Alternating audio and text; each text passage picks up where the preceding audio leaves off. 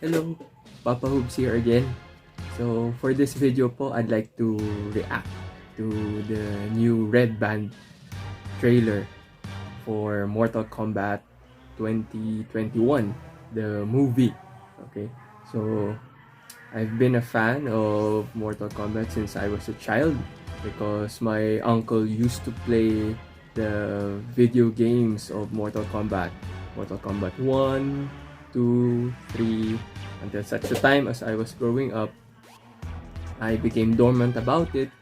But then when the Mortal Kombat game franchise was rebooted into Mortal Kombat 9, Mortal Kombat 10, and the latest one, which is 11, I usually play or watch the gameplays of such. So let's see if this trailer would live up to the expectations of its fans. Okay, so let's react to it.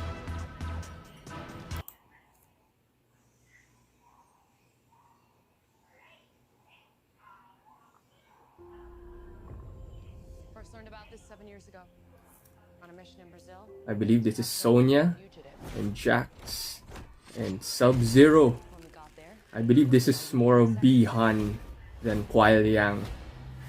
And they're giving the target has Jax's arms a new background story as to why he lost his arms. to you, Cole.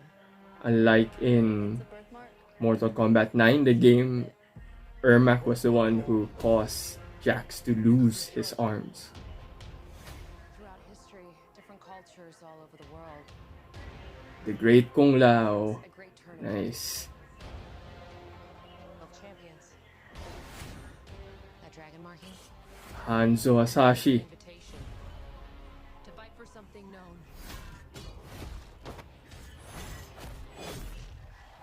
It's nice they're giving the spear its first version prior to the Spectre version. These are your champions. I'm Sonya. That's Kano. I'm Liu Kang. Please, Jax. Kung Lao. Lord Raiden.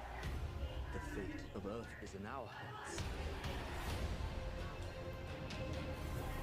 No matter how many of my people you put in the ground, Melina. we will not fail. Kill them. Of course, it's Shang Tsung. And of course, Liu Kang's animal spirit, the dragon. Goro is the first champion of Mortal Kombat.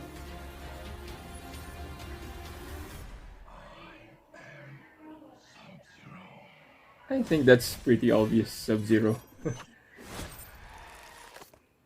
And of course, you can't have a trailer without Sub-Zero and Scorpion fighting one another, similar to the Mortal Kombat X game trailer.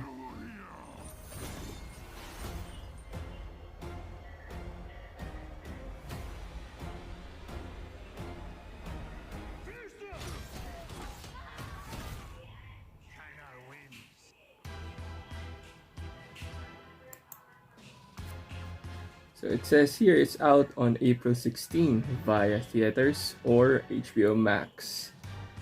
So personally, I am anticipating the movie itself as a childhood fan. But of course, we have been disappointed several times already by the movie adaptations of Mortal Kombat, particularly Mortal Kombat Annihilation. So those who are familiar with that particular film, I guess you don't need to watch it, okay? But there are particular elements to it that are very exciting, particularly the fight scene between Sub-Zero and Scorpion, who I believe becomes a Spectre in this film. We're not sure yet, okay? But overall, let's see if this new reincarnation of Mortal Kombat will live up to its mythology. Okay, and speaking of mythology, as a teacher, as a language and literature teacher, I hope and I think that such material, such as Mortal Kombat, can be used in the classroom to teach mythology, just to spice things up inside the classroom, because there might be an argument that says Mortal Kombat is too violent, Mortal Kombat is too R-rated as it is in this trailer. But isn't Greek mythology violent also? Doesn't Greek mythology have its own share of violence across its stories and mythologies? Because mythologies are stories of the people that depict gods, demigods, and supernatural beings. And Mortal Kombat has it all. It has gods, demigods like Raiden, and supernatural humans such as Sub-Zero in this film, who I believe this is Bihan and not Kuai Yang, because we all know, for those who are fans out there, Bihan is the one who is more aggressive compared to Kuai Yang, who is his younger brother. But anyway, like I said, as a progressive teacher, I'd like to use this in the classroom as sort of a source material to teach mythology to students, because as I have noticed personally, they are more inclined if a teacher uses such material, such as pop culture reference, to teach mythology inside the classroom. And also at the same time, they are hooked.